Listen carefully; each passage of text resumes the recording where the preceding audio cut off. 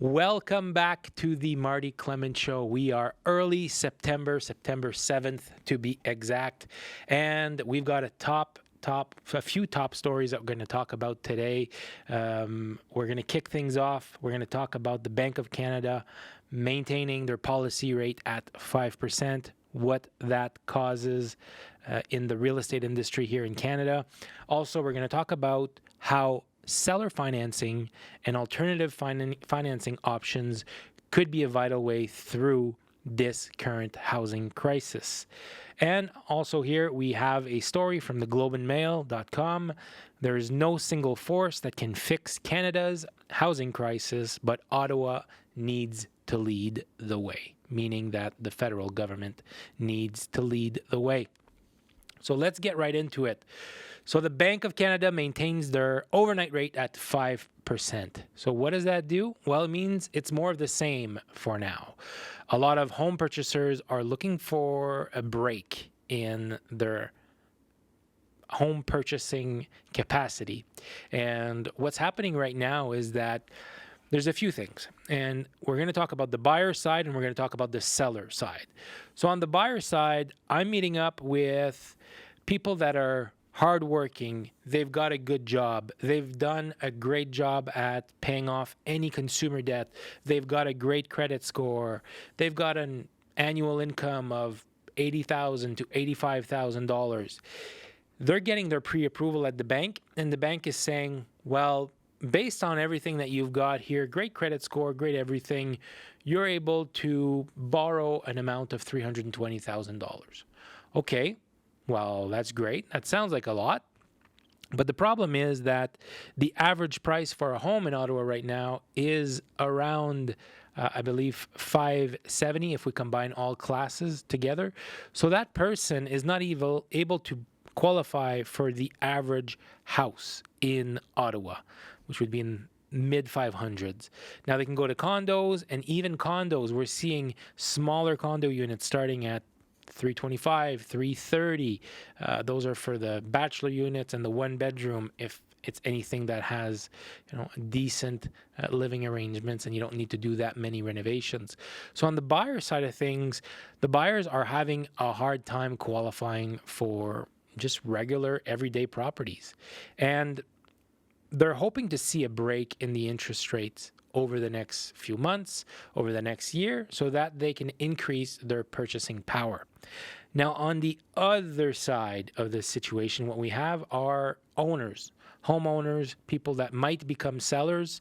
I'm looking at the overnight rate here from the Bank of Canada, and if I'm looking at, let's say here in 2022, early 2022, we were having rates at 1.99% locked in for 5 years. Now, if you're going to renew your rate, you're looking at best, RBC right now is offering 5.69, locked in for 5 years. Bank of Montreal, 5.74. The best rate I can find here is 5.24. If you want access to that rate, don't be shy to send me a DM. You can find me on all my socials, Marty Clement or Martin Clement. You'll be able to find me. We do have access to 5.24, but major banks, 5.69, 5.74. So what's happening is that as people are refinancing their properties, let's say Mr. and Mrs. Smith bought the house in 2018 and they had a rate of 1.99 locked in for 5 years. 2018 to 2023, their 5 years is up. The bank is going to want them to renegotiate their mortgage.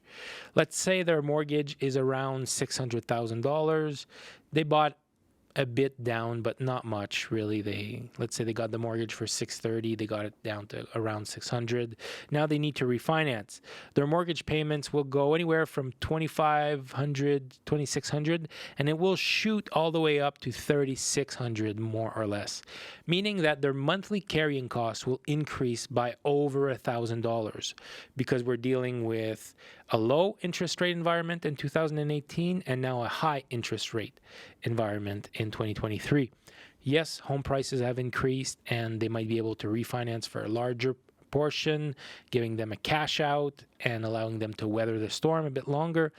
But if they're already, tight with the budget, they might not be able to afford that extra $1,100 per month, meaning that they might be forced to sell the property. And if we see too many Canadians getting into that situation, we're going to have an avalanche of listings on the market where current homeowners are no longer able to afford their properties.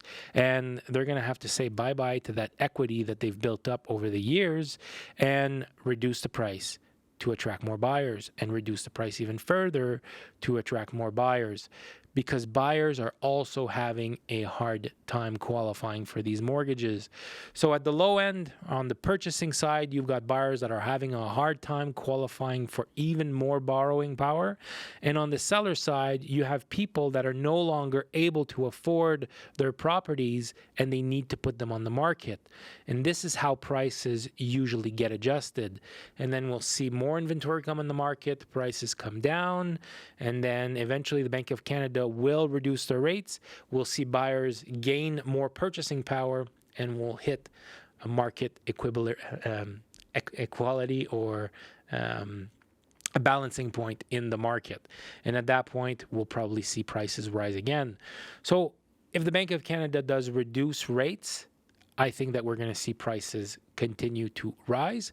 But for now, we're about 25% below the market peak, which is what I call crazy COVID peak craziness. When we were seeing 20, 25 offers on a single listing, we saw properties shoot all the way up to $690 was the average price. So right now we're at 25% below that crazy peak market, and the market has been balancing itself out over the past few months. As we see the Bank of Canada not reducing the rates, we might see more people listing their properties. It's going to be very interesting to keep an eye on just how much inventory is going on the market over the next few weeks. And this is totally different for different cities. I deal with the Ottawa real estate market, but it might be totally different if you're in Alberta or if you're out east or BC. It's always different in the different markets, but it's kind of useful to look at the trends overall as a country. All right, so there you have it. The Bank of Canada maintains their overnight rate at 5%. That's, that's what's going to happen. Is we're not going to see the prices shoot back up. We're going to see the market stay level for a bit. Now, story number 2, alternative financing options are on the rise. I'm seeing a lot more seller financing. I'm seeing buyers trying to assume the seller's mortgage. I'm seeing private financing deals, and all types of alternative financing options are on the rise right now. I've been working on a lot of VTB deals, meaning that the seller is financing the buyer. And there's a few reasons why this is so popular. Let's say it's an investment property for the owner, and they want to offload. Let's say they're getting a bit older, they're past their retirement age. They just want to cash in their investments, and they want to capitalize on this market that is still quite high, although it is off the peak, about 25% down from the peak. It's still a high price compared to what we were experiencing in 2018. If the seller sells that property, and the seller has made a huge profit margin on that property, meaning that the price they paid for it, plus the renovations, the carrying costs that they had on it, there's a big difference between those costs and the selling price that they'll sell the house for. They're going to have to pay capital gains on that amount, or 50% of that amount. Now, that amount is added to their yearly revenue. And whatever income bracket they're in, that's how they pay income tax on those capital gains. Now, if they do a seller financing, what's going to happen is that they can break that reimbursement into multiple years. They can sell the property today, 2023, collect the buyer's down payment, and finance 80% of the property on a seller financing, and then they could say, okay, I'll give you a rate of 3.5, which is excellent right now compared to the 5.69 that we can get at RBC, 5.74 at BMO. So, okay, I'll finance you, Mr. Buyer, for 80% of the value at 3.5%. And I want you to reimburse at least half of the total amount that I loaned to you in 2 years. After that, I am going to allow you to continue with 40% of the value, and I'll increase the interest rate to 4%. For the buyer, this is a great deal also. But let's continue on why it's a great deal for the seller. Because they will cash in those gains from that property in increments, meaning that they'll cash a bit in 2023, they'll cash in a bit of it in 2025, and another chunk in 2027. So they're spreading out those revenues, allowing them to not pay as much income tax on the gains that they've made on this property.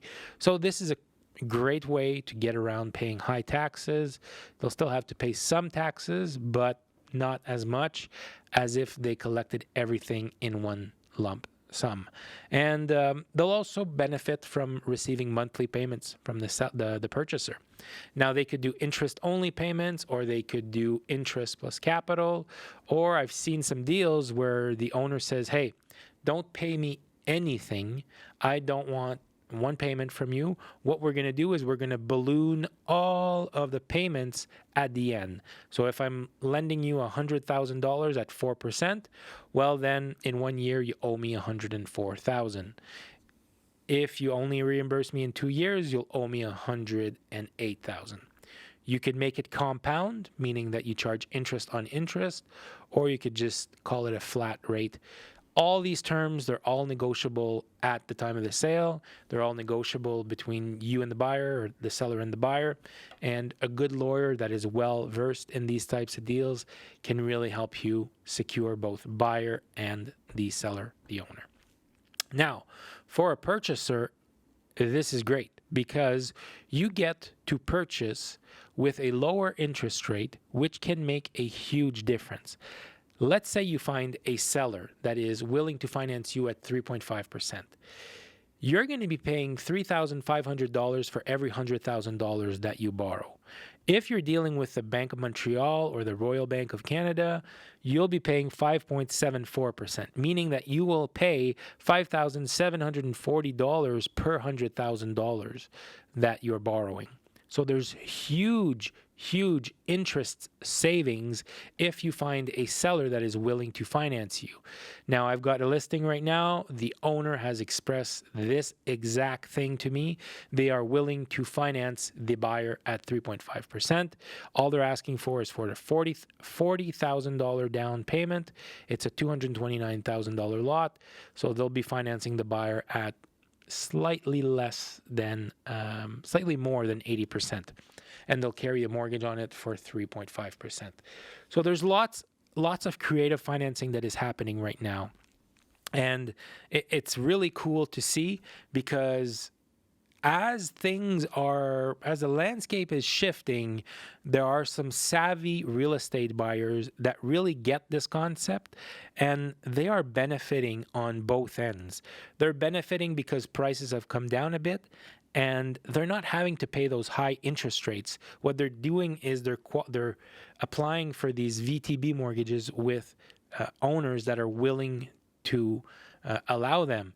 And I think it's a great thing. I think that the owner is benefiting from the interest rate that they'll be accumulating on that loan, and the buyer is getting into a property today, and they're not paying as high interest rates. So useful if you're a first-time home buyer, somebody wants to save money. It doesn't matter if you're a first-time home buyer. Or sometimes when you're buying a multi-residential property, having a VTB there to lower your monthly carrying cost can really give you the extra cash flow you need to renovate units and improve the rents on those units. So that's also another way why it's useful. Okay, let me grab some water here. I'm doing a 75 hard challenge right now, so I have to drink a gallon a day. So for 75 days straight, we're doing 2 workouts a day, 2 45 minutes workout. One needs to be outside. The other one can also be outside or inside, but one needs to be outside. Minimum 2 45-minute workouts. You have to follow a meal plan of your choosing. We decided to do a meal plan where we're doing intermittent fasting from 12 to 8. No pasta, no bread, no sugar. We are on day 65 with no cheats so far. So we've completed everything. No booze. 10 pages of self-development reading per day. So you have to read at least 10 pages of a self-development book every single day. And like I said, drinking a gallon of water. So I need to attack this right now.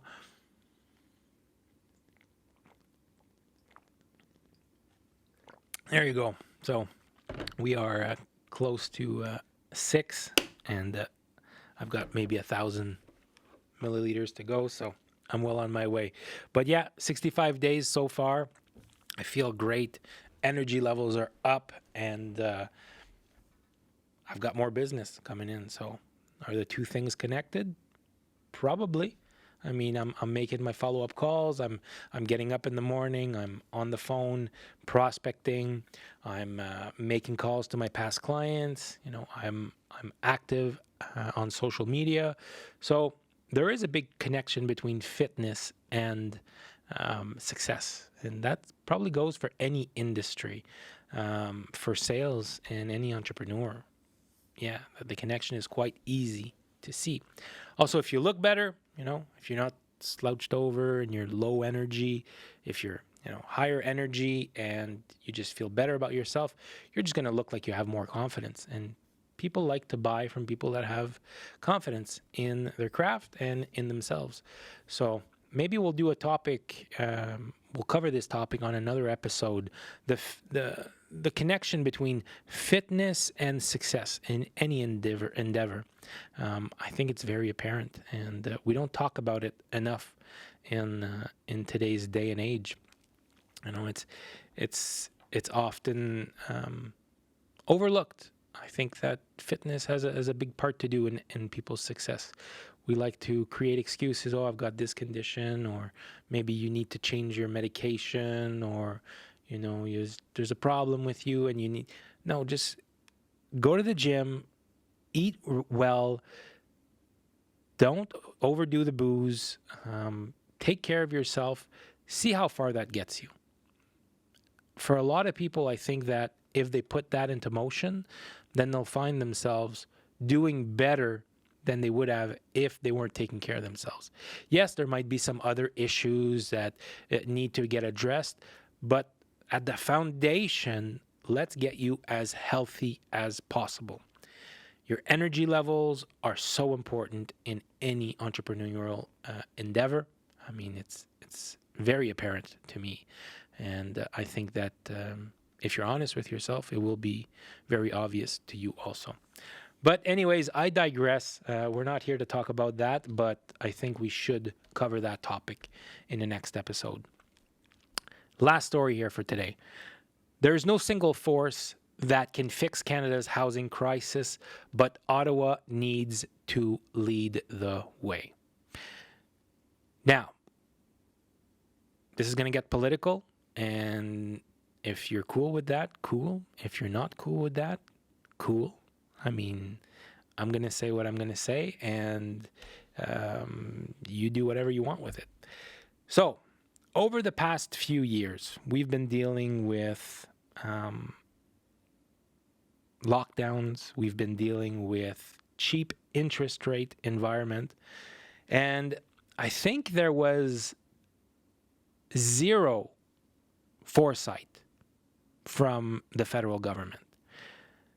And I think that these people that are supposed to be experts in the topic, yes, I'm talking about the finance minister. Yes, I'm also talking about our prime minister.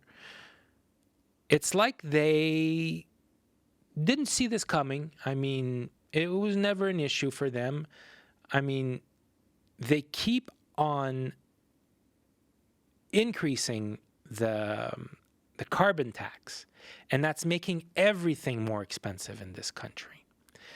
And I can remember seeing Justin Trudeau on the news saying,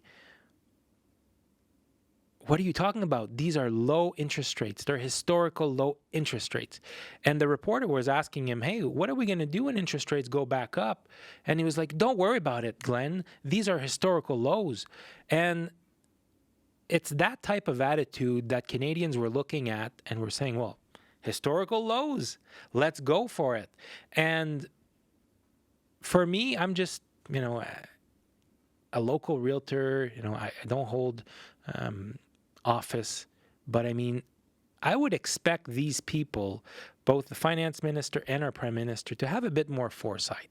And it doesn't take that high of an intelligence level to see that we were heading for this type of housing crisis. We were shutting everybody down. We were encouraging people to stay home, closing down some manufacturers. We've got a total lack of laborers in this country to build new houses. And the solution is very simple. I mean, for the next few years, we should probably chill on the immigration, and Canada needs to grow. We're going to need more immigration to make this country grow. But at the rate that we're welcoming new Canadians to the country, we really don't have enough housing for people to stay right now. And people are still bidding on properties that are desirable because there's just not enough real estate to go around. And the people that can afford it, and the people that are working hard, they've got a good wage, they're automatically just priced out of the market.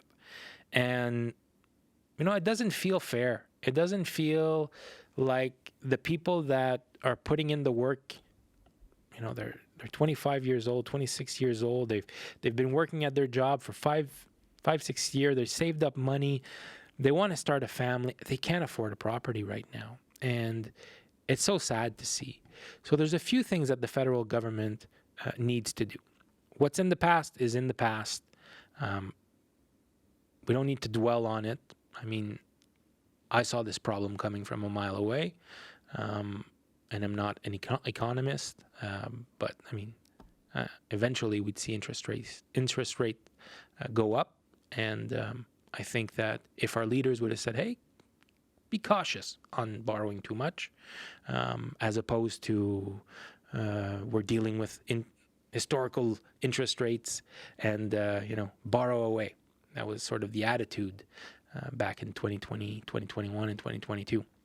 So these Canadians were sort of were encouraged to borrow as much as possible, and I think that's a big part of the problem.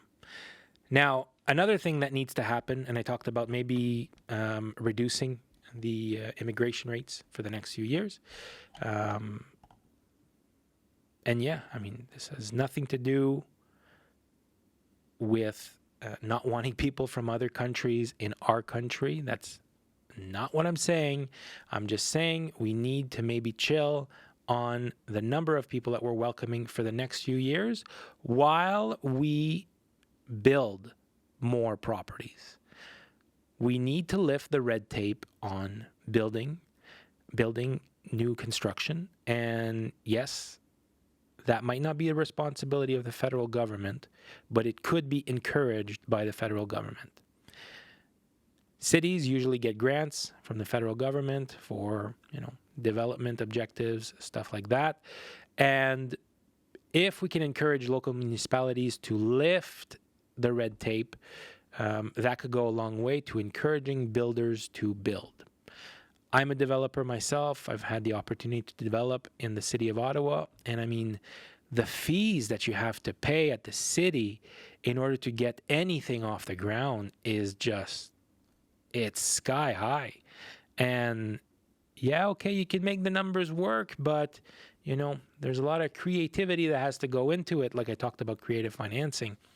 But if those site plan application fees were reduced, if the building permits costs were reduced, if the feasibility studies, and I know I'm using terms here that might not be familiar to everybody, but a feasibility study is essentially when you want to do a renovation to a building, or you want to add units to a building, or you want to add more units on a piece of land, you have to do what is called a feasibility study. And that feasibility study essentially is you paying an engineer to go study the pipes that are owned by the township, for that engineer to tell you if the pipes are adequate to welcome that new addition to the infrastructure. Now, I don't understand why the township doesn't know what their capacity is. They're the ones that put the pipes in. Don't they have a record of what the pipes look like? I mean, it's their infrastructure, and it's just been accepted now that developers have to pay these studies in order for them to get their projects off the ground. And there's such a tight squeeze on the profit margins that a lot of developers these days are saying, well, you know what, I'm just going to sit this out. I'm going to sit it out for the next few years. So I think that we need to see that. We need to see a reduction in red tape, and we need to build as many properties as possible over the next few years. And I was looking at a video the other day, and we're talking about the construction in the 1980s in Canada, where we were building more or less 220,000 properties per year. Last year in 2022, I think we built more or less the same amount, and we're a much bigger country now. So there's just simply not enough housing for the people that live in this country. And let's get that under control. Then we can ramp up the immigration to the country. And I think that would do a lot to ease the burden. So there you have it. That's my take. I know that rubs some of you the wrong way, and that's okay. And I know for some of you, you're saying, right on, this is what needs to happen for people to be able to afford a nice house for their family, for their new family, so that we can see this country prosper. And, it would be so sad for us to fall into the trap of becoming a nation of renters, where, home ownership is reserved only for the elite. And if things don't change, that's what we're looking at. And there's some people that wouldn't hate that idea, where most Canadians don't own anything, and they're happy that way. So there's a lot of people that would be happy to see that. I'm not one of them. I want Canadians to prosper. I want Canadians to be able to own their own properties and own their own freedom.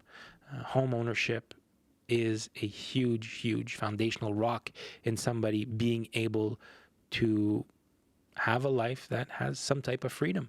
If you're always renting for your entire life, then that means you always have to provide some type of income to your wallet in order to pay that rent. So owning a property where you own it free and clear, and your carrying costs are low, where it's low municipal taxes and your utilities, I mean, that's true financial freedom, where you don't have to pay for it. Anyways, okay, so we are sitting at about 30 minutes on this podcast. Happy with these stories that we covered. And let me know down in the comments section down below, what do you want me to cover next? Is there any guests that you would like me to receive to the podcast?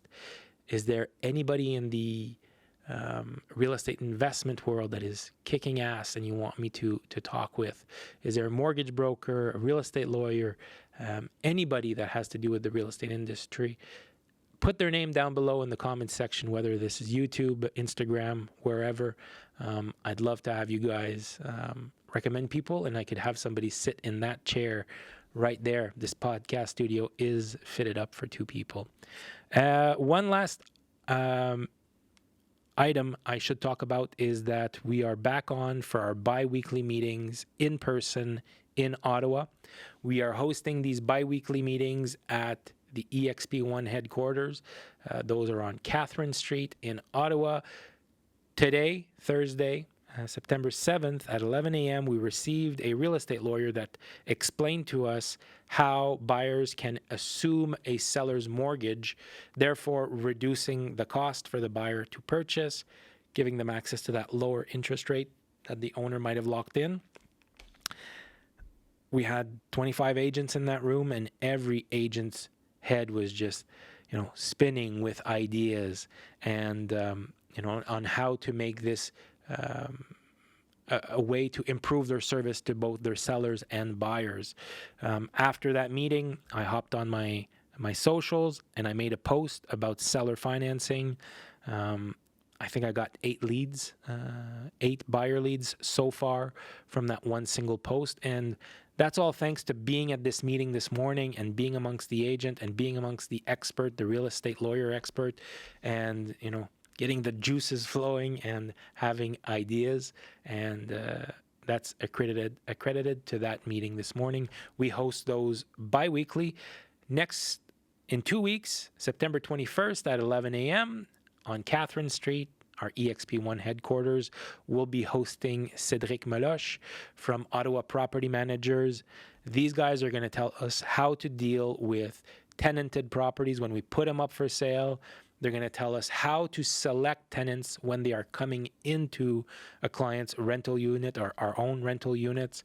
And these guys are a wealth of knowledge when it comes to landlord-tenant relationships. They do it the right way. They do it in a way that is both win-win for the landlord and tenant, and where everybody can walk away feeling happy. So that will be September 21st at 11 a.m. at the Ottawa office. Let me know if you want access to that meeting. Our capacity is around 35. There's about 25 agents that show up any given week. So space is limited, but we still have space available if you shoot me a DM on any of my socials. Okay, that's it. I'm logging off for now, and I will see you guys on the next episode. Ciao for now.